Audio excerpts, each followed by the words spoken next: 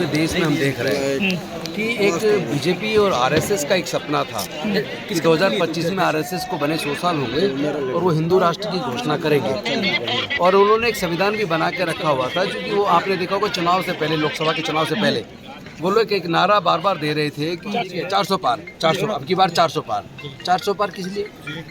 और संविधान बदलने का आप सोच ही क्यों रहे? सारे अधिकार 4 वर्ण में से 3 वर्ण को दे दिए, और जो चौथा वर्ण शूद्र और उस वर्ण से भी बाहर, जिसे पंचम बोलते थे या अनटचेबल, अछूत, उसको तो जमीन के नीचे दबा दिया नींव में।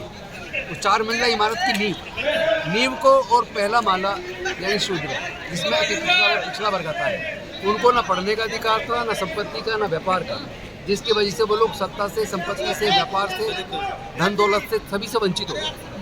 तो उस मनुस्मृति का स्थान डॉक्टर बाबा साहब अम्बेडकर जी ने जो संविधान देकर दिया, उसके माध्यम से फिर दलितों को, पिछड़ों को, आदिवासियों को, सबको आगे बढ़ने का कुछ ना कुछ मौका मिला।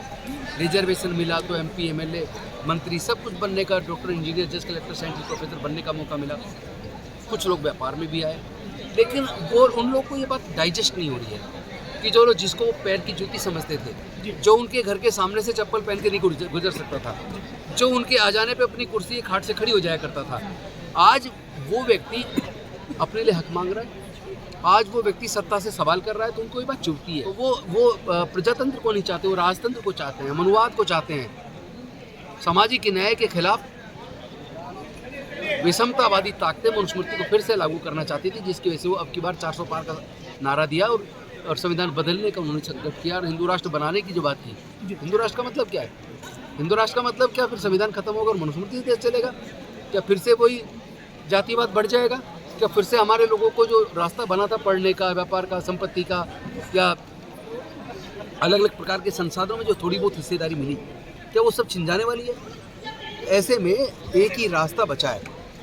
वैसे तो वो लेटरल एंट्री और तमाम तरह की चीज़ें लाकर डाइल्यूट कर चुके हैं पूरे रिजर्वेशन, लेकिन ऐसे में संविधान के साथ खड़ा होना और संविधान की मूल भावना को इफेक्टिव तरीके से लागू करवाना, ये हम सबकी जिम्मेदारी बन जाती है। इसलिए संविधान सुरक्षा सम्मेलन के माध्यम से या संविधान सम्मान सम्मेलन के माध्यम से पूरे देश में दलितों को, पिछड़ों को, वंचितों को, आदिवासियों को और उसके साथ साथ तमाम माइनॉरिटीज़ को, सबको एकजुट करके, तो या जो गरीब है, किसी भी जाति का जो गरीब है वो भी दलित है, उन सब के न्याय की लड़ाई को तेज करने के लिए, मजबूत करने के लिए और संवैधानिक मूल्यों को जन जन तक पहुंचाने के लिए कि क्यों संविधान जरूरी है, क्यों उसकी रक्षा जरूरी है, उसके होने से क्या फ़ायदा, जाने से क्या नुकसान होगा, ये बात पूरे देश में जाकर लोगों को बताना जरूरी है, जिसकी वजह से ये सम्मेलन हम जगह जगह जाकर पूरे देश में कर। इसलिए कहा कि चूँकि जब डॉक्टर बाबा साहब अम्बेडकर प्रथम कानून मंत्री के तौर पर हिंदू कोड बिल लाए, क्योंकि हिंदू महिलाओं को अगर जवानी में विधवा हो जाए तो दूसरी शादी करने का हक नहीं था, पति कितना ही जालिम और क्रूर हो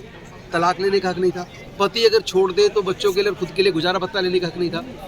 लेकिन डॉक्टर बाबा साहब अम्बेडकर हिंदू कोड बिल लेकर आए, जिसमें भारत की हिंदू महिलाओं को तमाम तरह के अधिकार देना चाहते थे, लेकिन उसका उस वक्त सशक्त विरोध पूरी संसद ने किया, विशेष रूप से जनसंघ के सांसदों ने और आरएसएस ने तो कृपात्री महाराज को, हिंदू महासभा ने कृपात्री महाराज को पूरी तरह जंग का ऐलान कर दिया डॉक्टर अम्बेडकर साहब के खिलाफ, पूरा आंदोलन कर दिया और पूरी संसद खिलाफ हो गई। और डॉक्टर बाबा साहब अम्बेडकर बेसिकली 2 चीज़ मुख्य रूप से लेकर उस वक्त लागू करवाना चाहते थे। एक, आर्टिकल 340 में जो OBC को भी रिजर्वेशन मिले, जिसके लिए पूरी संसद ने कहा नहीं, उसके लिए पहले कमीशन बिठाओ, पूरा स्टडी होगा, रिपोर्ट आएगी तब उसको देंगे। और दूसरा, हिंदू कोड बिल की हिंदू महिलाओं को भी बाकी लोगों के बराबर अधिकार मिले, जिसके खिलाफ उन्होंने पूरा एक ऐसा माहौल बनाया कि डॉक्टर बाबा साहब अम्बेडकर को लगा अगर मैं OBC को रिजर्वेशन नहीं दिला पा रहा हूँ, हिंदू महिलाओं को न्याय नहीं दिला पा रहा हूँ, तो फिर मुझे कानून मंत्री बने रहने का क्या हक है।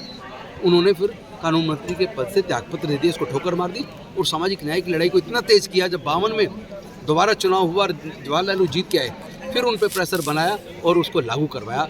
और उसके बाद हिंदू महिलाओं को तलाक का अधिकार भी मिला, गुजारा भत्ते का अधिकार भी मिला, दूसरी शादी करने का भी अधिकार मिला और संपत्ति में भी हक मिला। सर, ये मानते हैं कि बाबा साहब उसी, एक मिनट, जो आपका सवाल था उसका जवाब दे रहा हूँ। चूँकि वो हिंदू कोड बिल 4 टुकड़ों में बट के लागू हो गया और मनुस्मृति में बहुत बड़ा कुठारा गाता और बाकी लोगों को बराबर का हक मिला, इसलिए उन्होंने ये सोचा कि भाई ये संविधान को बदलना जरूरी है, तभी मनुस्मृति स्थापित होगी, तभी हिंदू राष्ट्र वापस आएगा।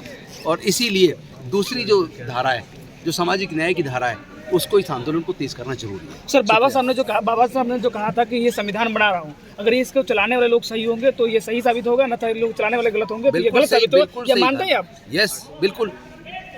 मैं मंत्री रहा हूँ 5.5 साल, पौने 10 साल के करीब विधायक रहा हूँ, तो इसी तरह बाकी भी विधायक और मंत्री सांसद हैं, क्यों नहीं वो समाज की आवाज़ बनते हैं?